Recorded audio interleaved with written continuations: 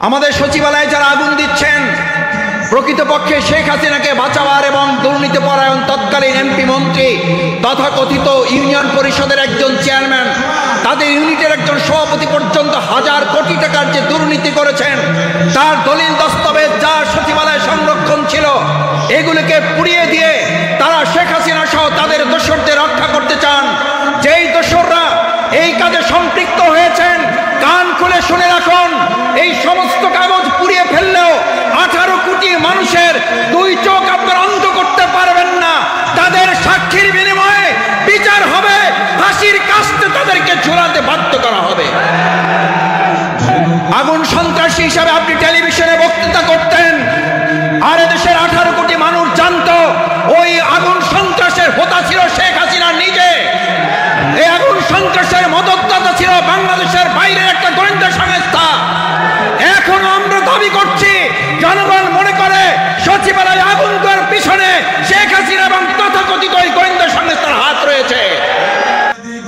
বাংলাদেশ জামাত ইসলামী বাংলাদেশের স্বাধীনতোত্তর এই স্বাধীনতাকে অর্থবহ করার জন্য আমরা শুরু থেকেই বাংলাদেশের জনগণের পাশে দাঁড়িয়ে 4 দফা কর্মসূচির আলোকে আমরা আমাদের কার্যক্রম পরিচালনা করে আসছি। আমরা মানুষের কাছে মহাগ্রন্থ আল কোরআনের আহ্বান এই জন্য পৌঁছাচ্ছি, মহাগ্রন্থ আল কোরআনই হচ্ছে মানুষের মুক্তির ঠিকানা। আজকের অন্তর্বর্তীকালীন সরকার যত রোডম্যাপের ঘোষণায় করুক, যত সংস্কারের কথাই বলুক, প্রকৃতপক্ষে আল্লাহ সুবহানাহু ওয়া তাআলা পৃথিবীতে মানুষকে পাঠিয়ে এই দুনিয়া কিভাবে পরিচালিত হলে, কোন রোডম্যাপে চললে, কোন সংস্কারের পদ্ধতি অবলম্বন করলে আমাদের মুক্তি হবে, সে কথা তিনি পরিষ্কার ঘোষণা করে জানিয়েছেন, ফা ইম্মা ইয়াতিয়ান্নাকুম মিন্নি হুদান, আমি তোমাদেরকে একটা রোডম্যাপ দিয়ে দিলাম, আমি তোমাদেরকে সংস্কারের একটা পথ এবং পদ্ধতি তোমাদেরকে দিয়ে দিলাম।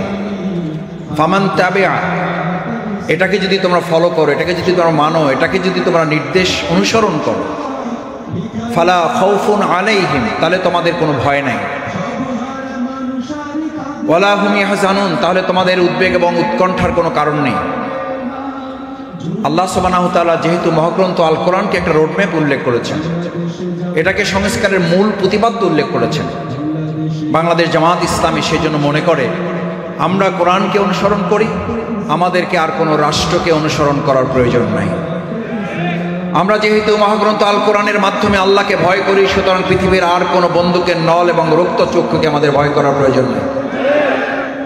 আমরা যেহেতু এক আল্লাহ তাআলার দেয়া এই বিধান মহাগ্রন্থ আল কোরআনের দাওয়াত মানুষের কাছে পৌঁছায়, সুতরাং তারা যদি দেশের বাইরে গিয়ে আবার দেশের ভিতরে ঢুকে এসে আমাদেরকে অস্থির করার চেষ্টা করে, সচিবালয়ে 2টা রুম অথবা 2টা ফ্লোর অথবা 2টা জায়গায় মন্ত্রণালয় তারা আগুন ধরিয়ে দিয়ে যদি মনে করে আবার বাংলাদেশে অস্থির করবে, আমরা বলবো আপনারা শুধু বোকার স্বর্গে নেই, আপনারা বোকারও রাজত্ব করছেন। তবে এটা ঠিক, আমি ছাত্র জীবনে আমাদের সম্মানিত বিশ্ববিদ্যালয়ের শিক্ষকদের কাছ থেকে শুনতাম, তারা বলতেন আওয়ামী লীগ এমন একটা দল, এই দল যদি সরকারে থাকে তাহলে জনগণের অবস্থা খারাপ, এই দল যদি বিরোধী দলে থাকে তাহলে জনগণের অবস্থা আরও খারাপ। আর এখন মানুষের কাছে স্লোগান এসেছে, এরা যদি বাংলাদেশে না, বাংলাদেশ থেকে পালিয়ে গিয়ে পৃথিবীর যে প্রান্তে থাকুক, গোটা পৃথিবী তাদের কারণে অস্থির হয়ে যায়। তার প্রমাণ আমরা গত কয়েকদিন আগে পত্রিকায় এখনও দেখছেন, এই দেশ থেকে পালিয়ে গিয়ে পার্শ্ববর্তী তাদের রাষ্ট্রে গিয়ে সেখানে আমাদের মা বোনদের ইজ্জত নষ্ট করে ধর্ষণ মামলায় প্রায় 1 ডজনের বেশি সেখানে চুরি করে তারা গ্রেপ্তার হয়েছে। আওয়ামী লীগের এই সমস্ত সন্ত্রাস এবং ধর্ষণকারীরা বাংলাদেশ থেকে পালিয়ে গিয়ে অন্য একটা রাষ্ট্রের আমাদের মা বোনদের ইজ্জত নষ্ট করে, গরু চুরি করে, ছাগল চুরি করে, কারণ বিগত 15 বছরের অভ্যাস তো এখন তারা চাইলেও ছাড়তে পারতেছে না। সম্মানিত ভাই এবং বন্ধুগণ, মহাগ্রন্থ আল কোরআনের এই বিধানের আলোকেই বাংলাদেশ জামাত ইসলামী মনে করে এদেশের মানুষের ভাগ্যের পরিবর্তন হওয়া সম্ভব, কারণ আল্লাহ সুবহানাহু ওয়া তাআলা পরিষ্কার কোরআনে ঘোষণা করেছেন, ইনিল হুকমু ইল্লা লিল্লাহ। বাংলাদেশ জামাত ইসলামী বলে না আসেন জামাত ইসলামীর আইনে দেশ পরিচালনা হোক। বাংলাদেশ জামাত ইসলামী এটা বলে না মাওলানা মওদুদী রাহিমাহুল্লাহ এটা বলেছেন এটার আলোকে পরিচালিত হোক।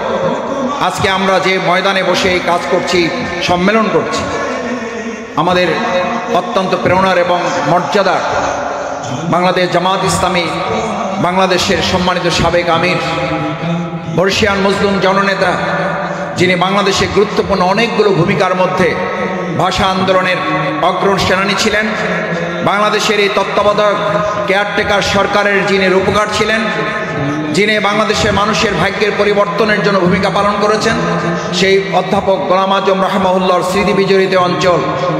তার কথার মাধ্যমে তো আমরা বলি না যে আসেন গোলাম আজম রাহিমাহুল্লাহ এই কথা বলেছেন, তার আলোকে আমাদেরকে পথ চলতে হবে। সম্মানিত ভাই এবং বন্ধুগণ, বাংলাদেশ জামাত ইসলামী সেই দাওয়াত এবং তাবলীগের মাধ্যমে মানুষের কাছে ইসলামের আহ্বান এ কারণে পৌঁছাতে চায়, বাংলাদেশের স্বাধীনতার অর্জনের 53 বছর পর অতিবাহিত হলেও আমরা আমাদের জাতির এবং দেশের মানুষের ভাগ্যের পরিবর্তন করতে পারলাম না কেন? বাংলাদেশ জামাত ইসলামী দেশ স্বাধীনের পরে সেই সময় যে কথা বলেছিল, আজ 53 বছর পর মানুষ সেই কথা বলা শুরু করেছে। আমরা আমাদের বাংলাদেশকে একটি দেশ থেকে স্বাধীন করে আরেকটি দেশের খপ্পরে পড়লাম। সেখান থেকে আজ আমাদের এই তরুণ ছাত্র জনতা এখন সে কারণে স্লোগান দেয়, ঢাকা না দিল্লি, ঢাকা ঢাকা। আমাদের এই সময় সবচেয়ে গুরুত্বপূর্ণ 3টা স্লোগান ছিল, তার মধ্যে একটা স্লোগান হচ্ছে এই ঢাকা না দিল্লি, ঢাকা ঢাকা। কেন এই স্লোগান তুলতে হলো? এই স্লোগান বাংলাদেশ জামাত ইসলামী সেই স্বাধীনোত্তর সময় তুলেছিল। আমরা এই দেশের মানুষকে সতর্ক করে বলেছিলাম যে স্বাধীনতা আমরা অর্জন করেছি, মূলত আমরা বাঘের পিঠ থেকে সিংহের মুখের মধ্যে পড়েছি। সিংহের মুখের মধ্যে পড়ার কারণেই বিগত 17 বছরের সরকার বাংলাদেশকে একটা অঙ্গরাজ্য বানানোর অংশ হিসাবে শেখ হাসিনা বাংলাদেশের প্রধানমন্ত্রী না হতে পারার ক্ষোভের কারণে সেই দেশের সরকার মাঝে মধ্যে আমাদের শেখ হাসিনাকে মুখ্যমন্ত্রী হিসাবে সম্বোধন করত। কারণ তারা জানতো এই শেখ হাসিনা বাংলাদেশের মানুষের নির্বাচনে নির্বাচিত প্রধানমন্ত্রী নন। তারা জানতেন চাপিয়ে দেওয়া একজন রাষ্ট্রনায়ক হিসেবে আমাদের উপরে তাকে বসিয়ে দেওয়া হয়েছে। সম্মানিত ভাই এবং বন্ধুগণ, বাংলাদেশ জামাত ইসলামী সেজন্য মনে করে আল্লাহর জমিনে আল্লাহর আইনের আলোকে যতক্ষণ পর্যন্ত সমাজ রাষ্ট্র পরিচালিত না হবে ততক্ষণ পর্যন্ত মানুষের প্রকৃত ভাগ্যের পরিবর্তন হবে না। আজ পররাষ্ট্রনীতির দিক থেকে যদি আমরা এই কথাটি ঘোষণা করতে পারি, আলা আলাহুল খালক ওয়াল আমর, সৃষ্টি যার, আইন চলবে তার। আমরা যদি এই কথা ঘোষণা করতে পারি, লা তাখশা ইল্লাল্লাহ, এক আল্লাহ ছাড়া আমরা কাউকে ভয় করি না, এই কথা যতক্ষণ পররাষ্ট্র মন্ত্রণালয় ঘোষণা করতে না পারবে ততক্ষণ আমাদের সীমান্তে আমাদের ভাই বোনদের হত্যা বন্ধ হবে না। যতক্ষণ পর্যন্ত আমরা এই কথা ঘোষণা করতে না পারবো সুদ এবং ঘুষ আল্লাহ হারাম করেছেন, ততক্ষণ পর্যন্ত বাংলাদেশ অর্থনৈতিক সমৃদ্ধি অর্জন করতে পারবে না। আজ একটা কথা ফারহান ফায়েজের শহীদের পিতাকে সামনে রেখে বলতে চাই, শহীদের পিতারা আমাদের কাছে যে আবেদন করছেন, যে আহ্বান জানাচ্ছেন অর্থনৈতিক সমৃদ্ধি অর্জনের একটা বাংলাদেশ, যতক্ষণ পর্যন্ত আমাদের ওই শহীদ সন্তানেরা যে স্লোগান তুলেছিল উই ওয়ান্ট জাস্টিস, আল্লাহর জমিনে আল্লাহর বিধানের আলোকে ন্যায়ের শাসন প্রতিষ্ঠিত করা না যাবে, ততক্ষণ আমাদের এই শহীদের স্বপ্ন বাংলাদেশে পূরণ কেউ করতে পারবেন না। ভাই এবং বন্ধুগণ, অর্থনৈতিক সমৃদ্ধির জন্য তাই কোরআনে বর্ণিত সেই ঘোষণা আমাদেরকে দিতে হবে, ওয়ালা তাবজিরু, তোমরা অর্থনৈতিক ব্যয় থেকে, অপব্যয় থেকে তোমাদেরকে হেফাজত করো। আমরা বিগত দিনে উন্নয়নের নামে কি শুনেছি? আমাদের একটা পদ্মা সেতুতে যে দুর্নীতি করা হয়েছে, এই পদ্মা সেতুর দুর্নীতির টাকা দিয়ে আরো 3টা পদ্মা সেতু বাংলাদেশে তৈরি করা সম্ভব ছিল।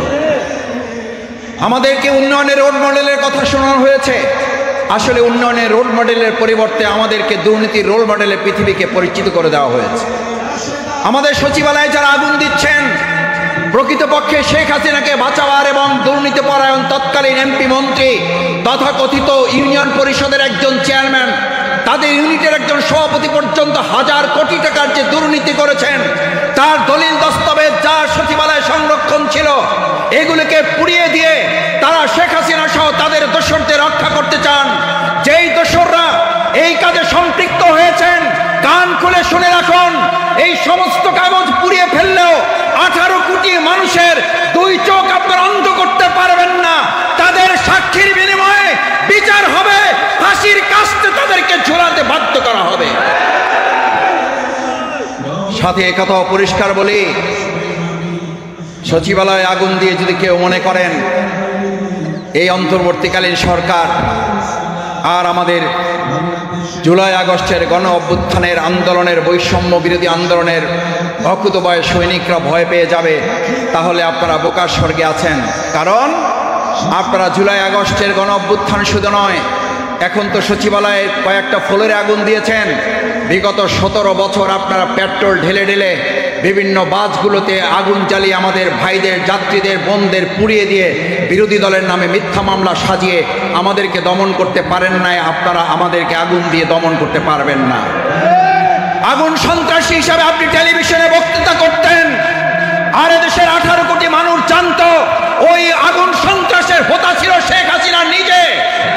এই আগুন সন্ত্রাসের মদতদাতা ছিল বাংলাদেশের বাইরের একটা গোয়েন্দা সংস্থা। এখনো আমরা দাবি করছি, জনগণ মনে করে সচিবালয়ে আগুন দেওয়ার পিছনে শেখ হাসিনা এবং তথাকথিত ওই গোয়েন্দা সংস্থার হাত রয়েছে। বাংলাদেশ জামাত ইসলামী ইতিমধ্যেই বার্তা দিয়েছে। আমাদের পক্ষ থেকে সংগঠনের সেক্রেটারি জেনারেল অধ্যাপক মিয়া গোলাম পরোয়ার, সাবেক এমপি, বিবৃতি দিয়েছেন, অতি সত্বর সুষ্ঠু নিরপেক্ষ তদন্তের মাধ্যমে তাদেরকে খুঁজে বের করে আইনের আওতায় নিয়ে এসে এবং ভবিষ্যতে এরকম আর কোনো দুর্ঘটনা যেন ঘটতে না পারে সে ব্যাপারে সতর্ক থাকার জন্য আমরা বর্তমান তত্ত্বাবধায়ক অন্তর্বর্তীকালীন সরকারকে আহ্বান জানিয়েছি। সম্মানিত ভাই এবং বন্ধুগণ, বাংলাদেশ জামাত ইসলামীর আরও গুরুত্বপূর্ণ 3টি কাজের মধ্যে আমরা সংগঠন, ঐক্য, জাতীয় ভিত্তিতে মানুষকে একত্রিত করে আমাদের এই প্রিয় মাতৃভূমি বাংলাদেশকে 2006 সালের 28শে অক্টোবর বিচ্ছিন্ন করে, জাতিকে বিভক্ত করে তারা যেভাবে এই দেশটাকে দখল করতে চেয়েছিল, সেদিন আমরা সীসাডালা প্রাচীরের মতো দাঁড়িয়ে থেকে আমাদের ভাইদেরকে হত্যা করা হয়েছে। আমাদের নেতৃবৃন্দকে আমরা হত্যা করতে দেই নাই। আমাদেরকে হত্যা করা হয়েছে, আমাদের অফিসে আগুন জ্বালাতে দেওয়া হয় নাই, আমাদের ভাইদেরকে শহীদ করা হয়েছে। আমাদের সেদিনের পল্টন ময়দানের মঞ্চের ধারে কাছে আমরা সন্ত্রাসীদের আসতে দেই নাই। 2006 সালের 28শে অক্টোবর সকাল 7টা থেকে দুপুর সন্ধ্যা 7টা পর্যন্ত 12 ঘন্টা লড়াই করে আমাদের ভাইয়েরা সেদিন প্রমাণ করেছে বাংলাদেশ জামাত ইসলামীকে শহীদ করা যায়, 1 সেকেন্ডের জন্য আমাদেরকে মাথা নত করানো যায় না। আমাদের নেতৃবৃন্দকে ফাঁসি দেওয়া যায়, আমাদের নেতৃবৃন্দকে হত্যা করা যায়, আমাদের এই পাশের ডিবি অফিসে রিমান্ডের নামে অত্যাচার করে ভাইদেরকে আহত এবং পঙ্গুত্বের দিকে ঠেলে দেওয়া যায়। কিন্তু বাংলাদেশ জামাত ইসলামীর এই নেতৃবৃন্দ বেঁচে থাকতে আমাদের অর্থনীতিকে আমরা পঙ্গু করতে দেব না। আমাদের শহীদরা হাত হারিয়ে পঙ্গু হয়েছে এই কারণে, তারা পঙ্গুত্ব বরণ করেছেন দেশের অর্থনীতিকে পঙ্গুত্ব থেকে বাঁচানোর জন্য।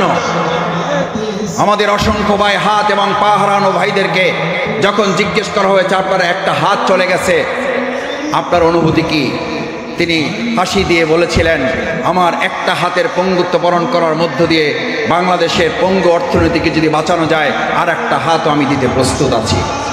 এরকম সোনার সন্তানেরা যে বাংলাদেশে আছে, এরকম সোনার ছেলেরা যারা শহীদ ফারহান ফায়েজের মতো ছেলেরাই বাংলাদেশে আছে, সেই বাংলাদেশ নিয়ে আর কাউকে ষড়যন্ত্র এবং সিনেমিনি খেলতে দেওয়া হবে না।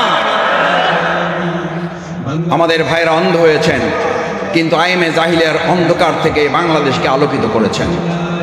আমাদের ভাইরা জীবন দিয়েছেন, কিন্তু আমাদের মৃত স্বাধীনতাকে তারা আবার নতুন করে উজ্জীবিত করে এখন মানুষ 1971 সালে স্বাধীনতা পর আবার নতুন করে বলতে শুরু করেছে আসলে আমাদের দেশ স্বাধীন হয়েছে 2024 সালের 5ই আগস্ট।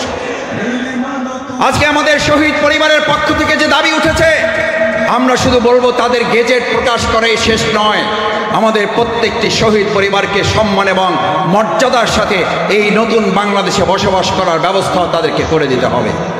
প্রত্যেক শহীদ পরিবারকে রাষ্ট্রীয়ভাবে সম্মান এবং মর্যাদার জায়গায় তাদেরকে উন্নীত করতে হবে। আহত এবং পঙ্গুত্ব প্রত্যেকটি পরিবারকে রাষ্ট্রীয়ভাবে তাদেরকে কোনো একটা আত্মকর্মসংস্থানের ব্যবস্থা করে দিতে হবে। আমরা এই কারণে এই কথা বলছি যে শহীদ এবং আহত পঙ্গুত্ব ভাইদের সামনে রেখে এই সুন্দর বাংলাদেশ বিনির্মাণ হলো, যদি তাদেরকে সম্মান এবং মর্যাদাবান করা না যায় তাহলে আওয়ামী লীগের মতো আমাদেরকেও ওই বিচারের কাঠগড়ায় দাঁড়াতে হবে। কারণ 71 সালের মুক্তিযুদ্ধকে আওয়ামী লীগ তাদের নিজেদের ব্যক্তিগত, দলীয় এবং পারিবারিক সম্পদে পরিণত করেছিল, আর বাংলাদেশ জামাত ইসলামী বলছে 2024 সালের জুলাই আগস্টের গণ অভ্যুত্থানে আন্দোলনের শহীদ জামাত ইসলামী বা কোনো রাজনৈতিক দলের নয়। 2024 সালের জুলাই আগস্টের গণঅভ্যুত্থান কোনো একটা দল বা ব্যক্তির সম্পদ নয়। 2024 সালের জুলাই আগস্টের গণঅভ্যুত্থান এদেশের 18 কোটি মানুষের সম্পদেরকে সেভাবেই আমাদের কাজে লাগাতে হবে। আওয়ামী লীগ যেভাবে 71 এবং মুক্তিযুদ্ধকে বিতর্কিত করেছে, আওয়ামী লীগ যেভাবে 71 এবং মুক্তিযুদ্ধদের কলঙ্কিত করেছে, আগামী দিনে দেশের মানুষ 2024 সালের নতুন স্বাধীনতা যুদ্ধকে, মুক্তিযুদ্ধকে, নতুন প্রজন্মকে আর আমরা কাউকে বিতর্কিত করতে দেব না। সম্মানিত ভাই এবং বন্ধুগণ, তাই আসুন আমাদের এই সুন্দর মাতৃভূমি বাংলাদেশকে গড়ে তোলার লক্ষ্যে বাংলাদেশ জামাত ইসলামী সৎ লোকের শাসন, আল্লাহর জমিন, আল্লাহর আইন এবং একই সাথে আমরা সংস্কারের মাধ্যমে আমাদের দেশের মানুষকে আজ যদি ভালো জায়গায় নিতে হয় তাহলে শুধু সচিবালয় রক্ষার পাশাপাশি আমাদেরকে মাথায় নিতে হবে যে সমস্ত দোসররা আছে তাদেরকে চিহ্নিত করে গ্রেপ্তার করার পাশাপাশি সৎ, যোগ্য, দক্ষ, দেশপ্রেমিক অফিসারদেরকে বাংলাদেশ পরিচালনা বিভিন্ন জায়গায় এখনো বঞ্চিত করে রাখা হয়েছে। অতি সত্বর তত্ত্বাবধায়ক সরকার, ইন্টারিম গভর্নমেন্টের কাছে আমরা আহ্বান জানাই, আজকের এই সম্মেলন থেকে উদাত্ত আহ্বান জানাচ্ছি, আমাদের সেই সৎ, যোগ্য, দেশপ্রেমিক সমস্ত নাগরিক যারা অফিসার হিসেবে বিভিন্ন জায়গায় পদবঞ্চিত আছেন তাদেরকে অতি সত্বর আসল জায়গায় বসিয়ে দেশ পরিচালনার জন্য আপনারা সংস্কার কাজ সম্পন্ন করুন।